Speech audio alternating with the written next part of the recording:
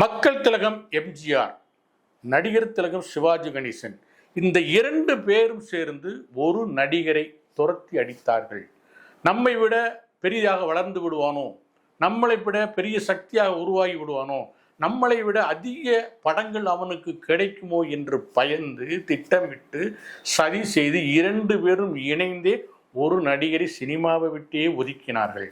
அவர் யார் என்று உங்களுக்கு தெரியுமா? எந்த நடிகர் என்று தெரியுமா? எந்த படத்தில் நடித்தார் என்று தெரியுமா? வாருங்கள் பார்க்கலாம்.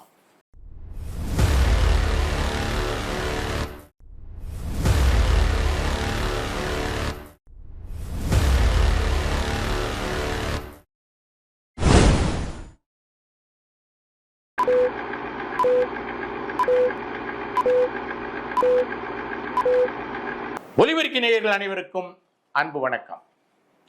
திரைப்படத்துறையில் போட்டி என்பது கண்டிப்பாக இருக்கும். எல்லா துறையிலையுமே போட்டி இருக்கும்.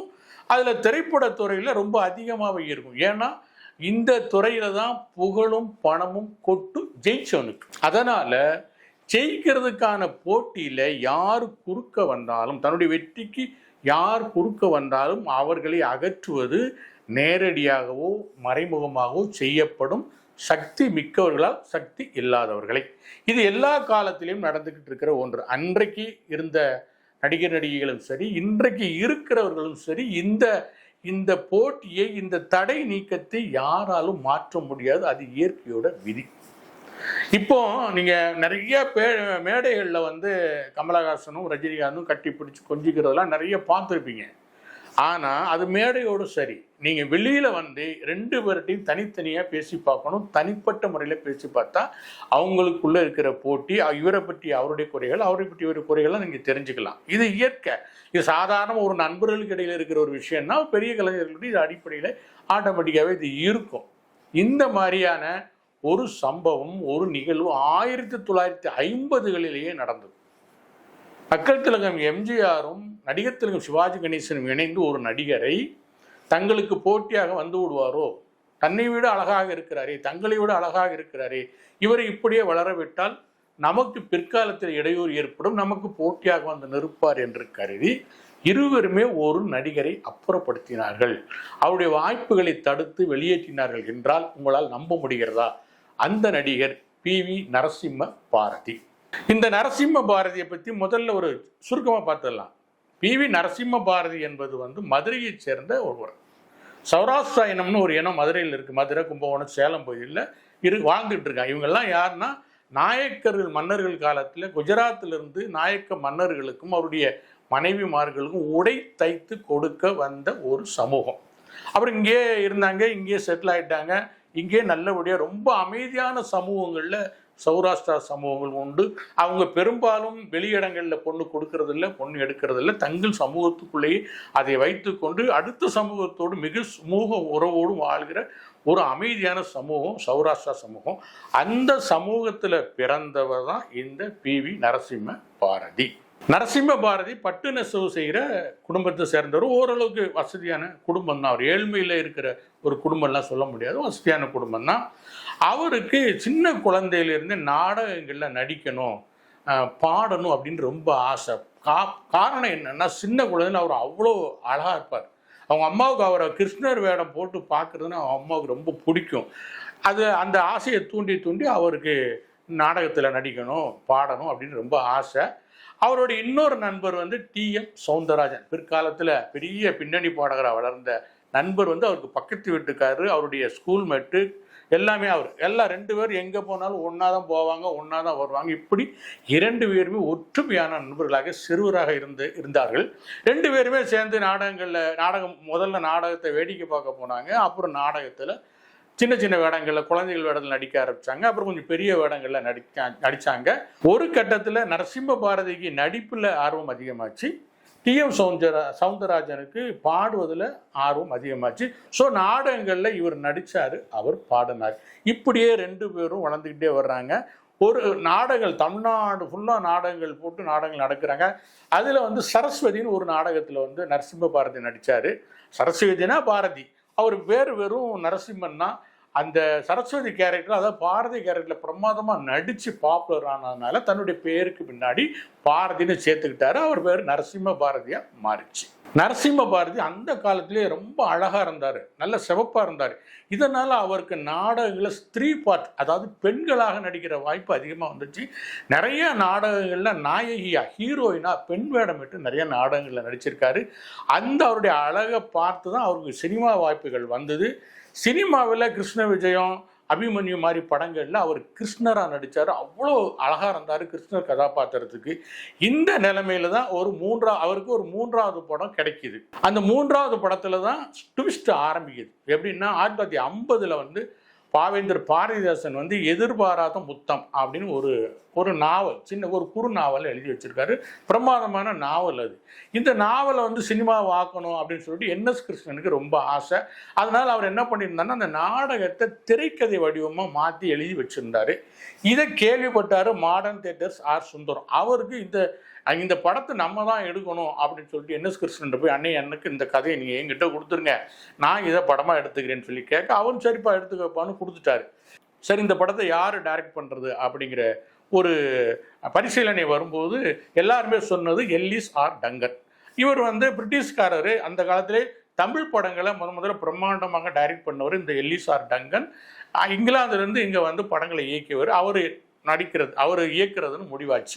அவர் இந்த கதையை படித்து பார்த்த உடனே இதுக்கு ஒரு அழகான பையன்தான் வேணும், ஹீரோவை நடிக்கிறதுக்கு ஒரு அழகான பையன்தான் வேணும், அதனால் இப்போ நடிச்சுட்டு இருக்கிற அழகான பசங்களெல்லாம் கூட்டிகிட்டு வாங்க, நான் அவங்கள நிற்க வச்சு செலக்ட் பண்ணி நான் அவங்கள ஒருத்தரை இந்த படத்தோட நாயகனை தேர்வு பண்ணிக்கிறேன்னு சொல்கிறாரு. அதன்படி ஏற்பாடுகள் நடக்குது மாடர்ன் தியேட்டர்ஸில். அந்த தேர்வுக்கு வர்றது யாரெல்லாம் தெரியுமா? மக்கள் திலகம் எம்ஜிஆர், நடிகர் திலகம் சிவாஜி, PV நரசிம்ம பாரதி உள்பட ஒரு 10-15 பேர், அன்னைக்கு நடிச்சுக்கிட்டு இருந்த 10-15 பேர் அந்த தேர்வுக்கு வர்றாங்க. இதில் வந்து எல்லிஸ் டங்கன் எல்லாரையும் பார்த்துட்டே வர்றார். உன் பேர் என்ன? என் பேர் MG ராமச்சந்திரா அப்படிங்கிறார். ஏன்னா அப்பா அவர் பேர் MG ராமச்சந்திரா அப்படிங்கிறாரு. சிவாஜி கணேசன் என் பேர் VC கணேசன் அப்படிங்கிறாரு. அவர் ஒவ்வொருத்தராக பார்க்கணும். நரசிம்ம பாரதிட்டு வர்றாரு. ஓம் பேர் என்னாரு? என் பேர் சிங்கம், I am a lion அப்படிங்கிறார். மை நேம் இஸ் லயன் அப்படிங்கிறாரு. இவருக்கு ஆச்சரியம், என்னடா எல்லாரும் அவங்க பேரை சொல்லும்போது இவர் மட்டும் லயன்கிறாரு. அப்போ இவர் உடனே கிண்டலாக சொன்னார், இல்லைப்பா நான் எடுக்கிறது ஒரு காதல் படம், அதில் சிங்கத்துக்கு என்ன வேலை அப்படின்னு இவர் திரும்ப கேட்குறாரு ஆங்கிலத்தில். அதுக்கு நரசிம்ம பாரதி சொல்கிறாரு, காதல் வரும்போது சிங்கம் மானா மாறிடும் அப்படிங்கிறாரு. இந்த தைரியமும் இந்த டைலாக் டெலிவரியும் அவருடைய அழகும் எல்லிஸ் டங்கனுக்கு ரொம்ப பிடிச்சு போய் அந்த படத்தில் நடிக்கிறதுக்கு PV நரசிம்ம பாரதியை தேர்வு பண்ணுறாரு எல்லிஸ் ஆர் டங்கன். அந்த படத்திலிருந்து விலக்கப்படுகிறார்கள் மக்கள் திலகம் எம்ஜிஆரும் சிவாஜி கணேசனும்.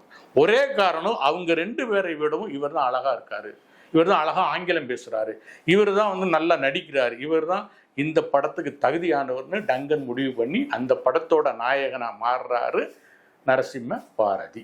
ஸோ எம்ஜிஆரும் சிவாஜியும் விலக்கப்பட்டு நரசிம்ம பாரதி தேர்வான பொன்முடி படத்தில் மாதிரி தேவியோடு அவர் மிக நெருக்கமாக நடிக்கிறாரு. டங்கனும் ஹாலிவுட்டில் அப்போ நெருக்கமான காட்சிகள் வர ஆரம்பித்த நேரத்தில் அவரும் இந்த படத்தில் பல நெருக்கமான காட்சிகளை நீங்கள் இப்போ வர்ற மாதிரிலாம் கற்பனை பண்ணாதீங்க. தொட்டு பேசினாலே அப்போ நெருக்கமான காட்சிகள் தான் அவர் நடிக்க வச்சு. அந்த காட்சிகள் மூலமாகவே அந்த படம் பெரிய ஹிட் ஆச்சு. நரசிம்ம பாரதியும் பெரிய நடிகராக வளர்ந்தார். ஒரு கட்டத்தில் நரசிம்ம பாரதியும் மாதிரி தேவியும் கல்யாணம் பண்ணிக்க போகிறாங்கன்னு அந்த காலத்துல பெரிய கிசுகிசுவாக வேற வலம் வந்தது. இந்த மாதிரி ஒரு உச்சகட்ட நடிகராக மாறுறாரு நரசிம்ம பாரதி. பொன்முடிக்கு அடுத்த படம் திரும்பிப்பார். இந்த திரும்பிப்பார் படத்தில் வேடிக்கை என்னன்னா, இவர் தான் ஹீரோ. யார்?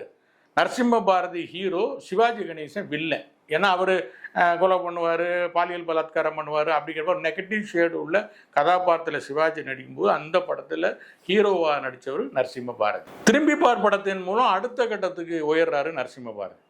அதுக்கு பிறகு எம்ஜிஆரோடையும் நடிக்கிறாரு, சிவாஜியோடையும் நடிக்கிறாரு, கருணாநிதி வசனத்திலையும் நடிக்கிறாரு, அண்ணாதுரை வசனத்திலையும் நடிக்கிறாரு, தெலுங்குக்கு போய் NT ராமாராவ் கூடவும் நடிக்கிறாரு, கன்னடத்துக்கு போய் ராஜ்குமார் கூடவும் நடிக்கிறார். இப்படி அன்னைக்கு இருந்த முன்னணி நடிகர்கள் கூட நடித்தவர் தான் நரசிம்ம பாரதி. கிட்டத்தட்ட அவருடைய அந்த ஒரு 10-12 வருட திரைப்பட வாழ்க்கையில் 9 படத்தில் ஹீரோவாக நடித்தார், 10 படத்தில் குணச்சித்திர வேடங்களில் நடித்தார். அபிமன்யு, கிருஷ்ண விஜயம், திகம்பர சாமியார், என் தங்கை, மதனமோகினி, சம்பூர்ண ராமாயணம், நான் கண்ட சொர்க்கம் ஆகிய எல்லாமே நரசிம்ம பாரதி நடித்த மிக மிக முக்கியமான படங்கள். இந்த படங்கள் எல்லாமே ஒரு அற்புதமான நடிப்பை வெளிப்படுத்தியிருப்பார். ஏன் ஹீரோவாக நடித்தவர் ஏன் திடீர்னு குணச்சித்திர வேடங்களுக்கு வர்றார் அப்படிங்கிறது தான் இருக்குது அரசியல். காரணம் என்னன்னா, நரசிம்ம பாரதிக்கு சரியான பின்புலம் கிடையாது. அவர் ஒரு மைனாரிட்டி சமூகத்திலிருந்து சினிமாவுக்கு வந்தவர். அவருக்கு ஆதரவா, அவருக்கு துணையா, அவருக்கு சப்போர்ட்டா, அவருக்காக போராட வாதாட யாரும் கிடையாது. ஆனால் எம்ஜிஆருக்கும் சிவாஜிக்கும் ஒரு திராவிட பின்புலம் இருந்தது. அதாவது திராவிட முன்னேற்ற கழகத்தில் தான் முதல்ல சிவாஜியும் இருந்தாங்க, எம்ஜிஆரும் இருந்தாங்க. 2 பேருக்குமே அரசியல் பின்புலம் இருந்தது. அன்னைக்கு ஆட்சி அதிகாரத்தை கைப்பற்றிக்கிற திராவிட கட்சி திமுக கழகத்தினுடைய ஆதரவு இந்த 2 நடிகளுக்குமே இருந்தது. அப்போ கலைஞரும் சக்தி மிக்க அரசியல்வாதியாக இருந்தார். மற்ற அவர் எம்ஜிஆருமே சக்தி மிக்க ஒரு அரசியல்வாதியாக மாறினார். இவங்க ஆக மொத்தம் இவங்க 2 பேரும் சேர்ந்து நேரடியாகவோ மறைமுகமாகவோ நரசிம்ம பாரதிக்கு செல்ல வேண்டிய வாய்ப்புகளை போக விடாமல் தடுத்தார்கள். இதன் காரணமாக என்ன இன்னொரு விஷயம் என்னன்னா, சிவாஜியும் ஸ்டூடியோவா போய் வாய்ப்பு தேடினவர். நீ நல்லா புரிஞ்சுக்கணும். சிவாஜி பராசக்திக்கு முன்னாடி வரைக்கும் ஒவ்வொரு ஸ்டூடியோவா போய் வாய்ப்பு தேடினவர். மக்கள் எம்ஜிஆரும் நாடகத்திலிருந்து சினிமாவுக்கு அவரும் ஒவ்வொரு ஸ்டூடியோவாக போய் நடிப்பு தேடினவர். அவங்க அண்ணன் சக்கரபாணியும் அவருக்காக வாய்ப்புகள் தேடினார். இப்படி 2 பேருமே தேடி தேடி தேடி வாய்ப்புகளை வாங்கினவங்க. ஆனால் நரசிம்ம பாரதி எந்த காலத்துலையும் யாருக்கிட்டையும் போய் என்ன நடிக்க கூப்பிடுங்க, உங்கள் படத்தில் ஹீரோவாக என்ன நடிக்க வைங்கன்னு போய் நின்னது கிடையாது. பொன்முடி படத்துக்கு ஆடிஷனுக்கு போனதே இன்னொரு நண்பர்கள் சொல்லி வற்புறுத்தி சும்மா போயிட்டு வா, அது ஒரு பெரிய டீமு, பெரிய கம்பெனி, சும்மா போயிட்டு வான்னு தள்ளி விட்டு தான் அவர் அந்த ஆடிஷனுக்கு வந்ததாக சொல்லுவாங்க. ஆக அவர் இவ்வளோ பெரிய ஹீரோவாக நடித்த பிறகும் தனக்கு வாய்ப்புகள் குறையுது. எப்படி குறையுதுன்னு அவருக்கு தெரியாது, ஆனால் வாய்ப்பு குறையுது. அதற்காக நம்ம தன்னை புதுப்பிச்சுக்கணும், தனக்கான வாய்ப்பை நம்ம தேடி போடணும்னு அவர் எங்கேயுமே போனது இல்லை. அதற்கு பிறகு அவர் குணச்சித்திர வேடங்களில் நடித்தா கூட அந்த வேடங்கள் கூட நீங்கள் நடித்தாதான் நல்லா இருக்கும்னு அவர் போய் தேடி அழைத்த கேரக்டர்கள் தான், வாய்ப்புகள் தானே நடித்தாரே தவிர அவர் எங்கேயுமே யாரிடமும் போய் வாய்ப்பு கேட்டதில்லை. இந்த 2 குணாதிசயங்களுக்கும் வித்தியாசம் இருக்கு. இவருடைய பாணி இது, எம்ஜிஆர் சிவாஜியோட பாணி அது. ஆக சக்திமிக்க ஒரு நடிகர்களாக சிவாஜியும் எம்ஜிஆரும் மாறும்போது எந்த முயற்சியும் எடுக்காமல், எங்கேயும் வாய்ப்பு தேடாமல், யாரையும் தேடி போகாமல் இருக்கிற நரசிம்ம பாரதி ஆட்டோமேட்டிக்காகவே கீழே இறங்குவது தவிர்க்க முடியாத ஒன்று. அவருடைய ஆதிக்கம் இருந்திருக்கும், இவருடைய தயக்கமும் இருந்திருக்கும். 2 ஒன்று சிவாஜி எம்ஜிஆரோட ஆதிக்கம், இவருடைய தயக்கம். இந்த 2மே நரசிம்ம பாரதியை சினிமா விட்டு கொஞ்சம் கொஞ்சமாக ஒதுக்கி ஒரு கட்டத்தில் சுத்தமாக அவருக்கு சினிமா வாய்ப்பே இல்லாமல் போச்சு. அப்புறம் என்ன பண்ணுறாரு, அதுக்காக விட முடியுமா, சும்மா இருக்க முடியுமா, கலைத்தாகம் கொண்டவராச்சு. அதனால் என்ன பண்ணுறாரு, திரும்ப நாடகங்களை கையில் எடுக்கிறார். எந்த நாடகத்திலிருந்து சினிமாவுக்கு வந்தாரோ அந்த நாடகத்துக்கு அவர் திரும்பி போகிறாரு. நாடகங்களில் திரும்ப நடிக்க ஆரம்பிக்கிறாரு. தமிழ்நாடு ஃபுல்லாக போய் நாடகங்கள் போடுறாரு. கிட்டத்தட்ட சினிமாவை விட்டு வெளியில் வந்த பிறகு கூட அவர் நூற்றுக்கணக்கான நாடகங்களை எல்லா இடங்கள்லையும் போய் நடித்தார். இதில் முக்கியமான இன்னொரு விஷயம் என்னென்னா, டிஎம் சௌந்தரராஜனை சினிமாவில் பாடகராக அறிமுகப்படுத்தியதே நரசிம்ம பாரதி தான். அவர் தான் நடிச்சுட்டு இருக்கிற படத்தில் என்னுடைய ஃப்ரெண்டு, எனக்கு உயிர் நண்பன், நல்லா பாடுவான், இவனுக்கு நீ ஒரு பாட்டு வாய்ப்பு கொடுங்கன்னு சொல்லி தனக்கு வாய்ப்பு கேட்காதவர் தன்னுடைய நண்பனுக்காக வாய்ப்பு கேட்டு டிஎம் சௌந்தரராஜனை பாடகராக்குனது இந்த நரசிம்ம பாரதி தான். நரசிம்ம பாரதியுடைய பின்னடைவுக்கு காரணமே அவருடைய தயக்கம் தான். இன்னொருடைய வாய்ப்பு கேட்க கூச்சப்படுகிற ஒரு சுபாவம். அவங்க இல்லைன்னு சொல்லிட்டா அதை தாங்கிக் கொள்கிற சக்தி அவருக்கு இல்லாமல் இருந்திருக்கலாம், அல்லது கிடைச்சது கிடைக்கட்டும் அப்படிங்கிற ஒரு மேம்போக்கான விஷயமா இருந்திருக்கலாம். இந்த தயக்கத்தை தான் எம்ஜிஆரும் சிவாஜியும் பயன்படுத்தி கொண்டு அவருடைய வாய்ப்புகளை தடுத்து நிறுத்தி அவரை பின்னடைய செய்ததாக சொல்வார்கள். நாடகம், சினிமா இந்த 2லுமே மகத்தான சாதனை புரிந்த பி.வி. நரசிம்ம பாரதி பற்றி இன்றைய சமூகத்துக்கு, இன்றைய தலைமுறைக்கு தெரியாது.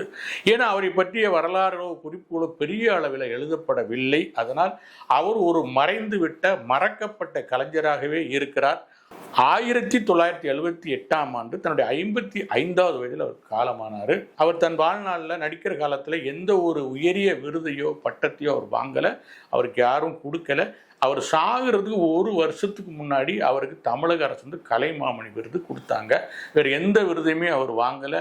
சினிமாவில் அவர் அந்த 9 படங்களை தாண்டி பெரிய அளவில் சாதிக்கவும் இல்லை. ஆனால் ஒரு மின்னல் மின்னி மறைந்தது போல தமிழ் திரையுலகிற்கு மளமளவென நடித்து உச்சத்துக்கு போய் அப்புறம் அப்படியே படிப்படிப்படியாக இறங்கி மறைந்த நடிகர் PV நரசிம்ம பாரதி. நன்றி நேயர்களே.